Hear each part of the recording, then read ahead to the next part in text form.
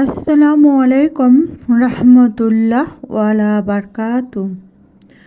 আশা করি আপনারা সবাই ভালো আছেন। আপনাদের দোয়ায় এবং আল্লাহর বিশেষ রহমতে আমিও ভালো আছি।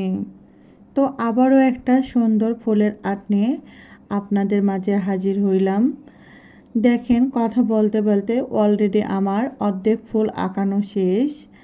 আমি এক পাশে ফুল আঁকাচ্ছি আর এক পাশে পাতা আঁকায় নিচ্ছি। এইভাবে পুরা ফুল আমি আঁকানো কমপ্লিট করছি। তারপরে যেটা করছি, ওই যে block pen and hand paint কাপড়ের কালার যেটা, সেটা দিয়ে আমি ফুলের পাপড়িগুলো কালার করে নিছি।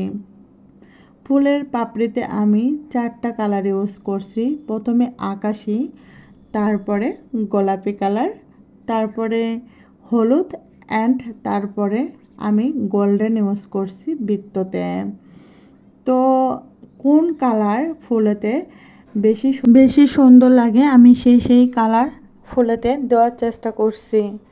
কারণ আপনি যদি ফুলেতে কালার ফুটিয়ে তুলতে পারেন, তাহলে দেখা গেছে সেই ফুলটা কতটা সুন্দরভাবে ফুটে উঠছে সেটা ভিডিওতেও ভালো হয় এবং আঁকানোর পরেও দেখতে ভালো হয়।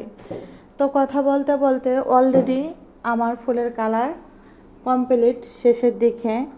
আমি এটাতে এখন হলুদ কালার দেব, তারপরে দেব গোল্ডেন কালার। তো দেখতেই পাচ্ছেন আমার ফুলের কালারটা কত সুন্দর আছে। আমার নিজেরই তো অনেক ভালো লাগে, আর আশা করি আপনাদের ভালো লাগবে ইনশাল্লাহ। তো কথা বলতে বলতে অলরেডি আমার ফুলের কালারটা শেষ। আমি একবার করে গোল্ডেন কালারটা দিয়ে নিচ্ছি। তারপরে আসলাম ফুলের গাছের ডাল কালার করতেছি হালকা সবুজ দিয়ে। পাতা করব আমি হালকা সবুজ অ্যান্ড গাঢ় কালার দিয়ে। প্রথমে আমি দুই পাশে হালকা সবুজ করে নিলাম আর মাঝ বরাবর দিলাম গাঢ় সবুজ।